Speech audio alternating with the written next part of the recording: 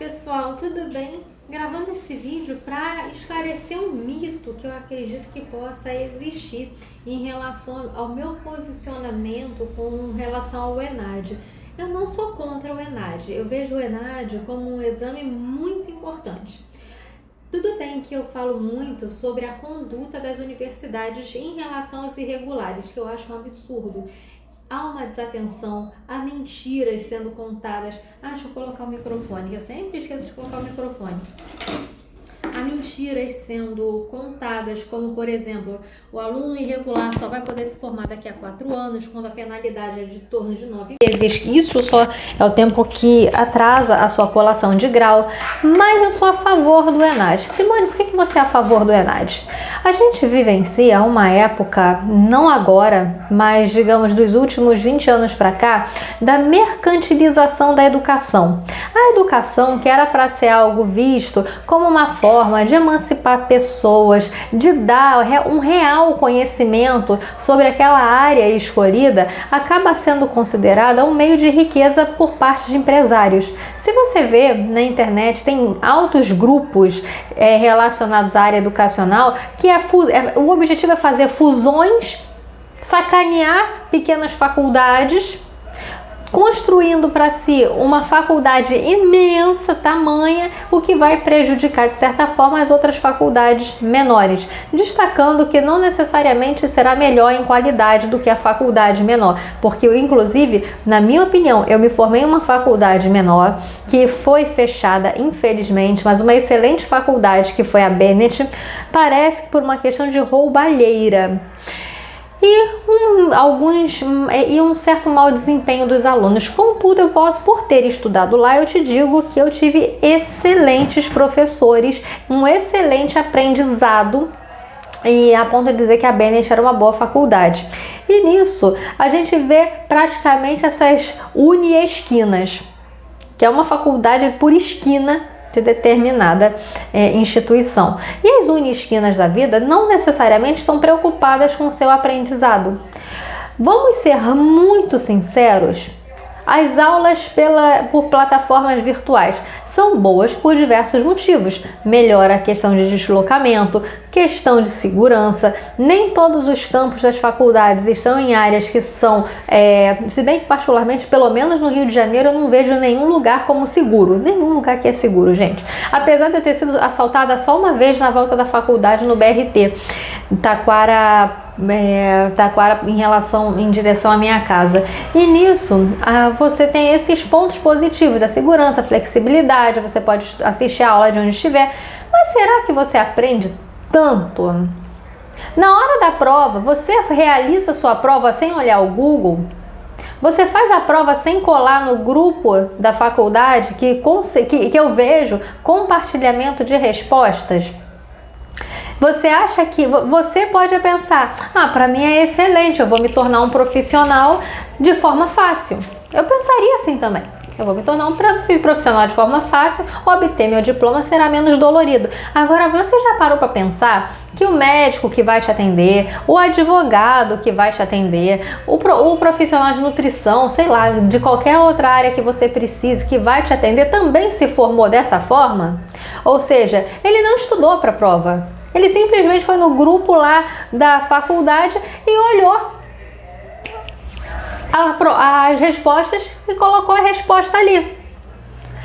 Outra questão, você vê por meio da educação, o que as faculdades querem? Reduzir o número de professores, mestres e doutores, contratar cada vez mais especialistas. Mas eu não te recomendo parar no diploma de especialista. Nem que você esconda que é doutor, nem que você esconda que é mestre, o que é um hábito que alguns professores têm. Mas não por mal. Por que ele faz isso? Para se manter no emprego. Porque ele não quer correr o risco do salário dele aumentar por causa da titulação e acabar sendo demitido em troca de um especialista que não tem a gratificação em virtude da titulação. E aí a gente vê muitas faculdades contratando mestres e doutores na época do ENAD e depois todos eles são demitidos para poder pagar um preço mais baixo. Você vê também nas faculdades um nível de educação no sentido de que eles querem concentrar em aulas online, que o MEC de fato entende como presencial a aula online. Isso não é aula à distância. Você, ok, que você não está próximo do professor, mas você está simplesmente online, mais ao vivo.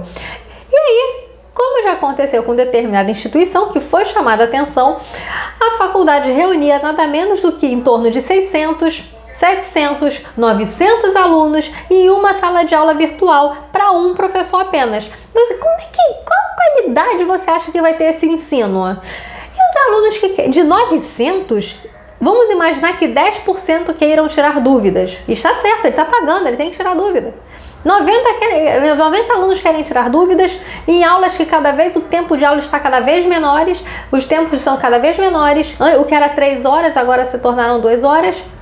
E aí o professor que lute para dar o conteúdo e se dividir entre os 90 que querem tirar dúvidas. Lembrando que nesse caso 90 equivale a 10% da turma, porque particularmente eu não duvido nada de que outra boa parte da turma, enquanto o professor está falando sozinho, está vendo novela ou fazendo outros afazeres tão importantes quanto, está realizando um trabalho, está cuidando do filho, ou seja, não está com a cabeça na aula, está voando.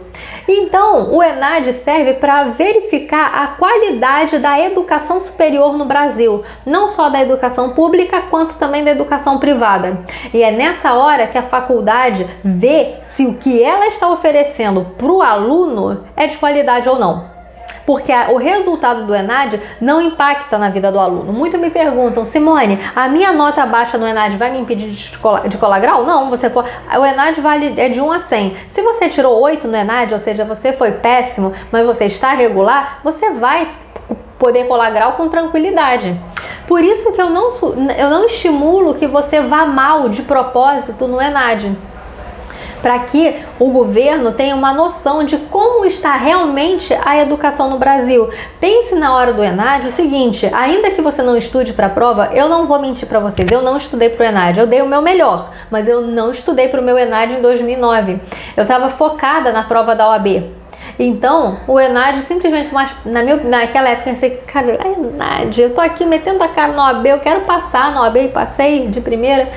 Mas aquilo ali, eu não fiz aquilo ali com o maior amor do mundo e não estudei para o ENAD. Deu certo, eu fui regular, não faço a menor ideia da minha nota. Nunca consegui descobrir minha nota no ENAD.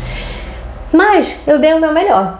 Eu fui lá com o ensino que a Bennett me deu. Algo que eu acho que deveria ser reformulado no ENAD, diga-se de passagem, é a questão dos conhecimentos gerais.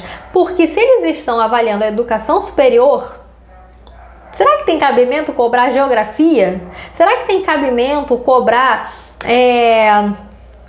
outras matérias que mais remetem ao vestibular do que outra coisa? Língua portuguesa, claro, eu até entendo, mas não é língua portuguesa que costuma ser ensinado nas faculdades. Em direito, pelo menos, tem uma cadeira relacionada à língua portuguesa, o português jurídico. Nisso, eu te dou essa sugestão: não pense no ENAD como uma besteira, uma bobagem a ser descartada, um absurdo, porque é essencial. Por meio do ENAD, a faculdade consegue ser avaliada quanto ao corpo docente, quanto à metodologia, se o aluno está aprendendo ou não. Porque se não está aprendendo, a metodologia está ruim, o corpo docente está ruim, qual é a consequência disso? Ela fica impedida de abrir vestibular. Nada menos do que isso.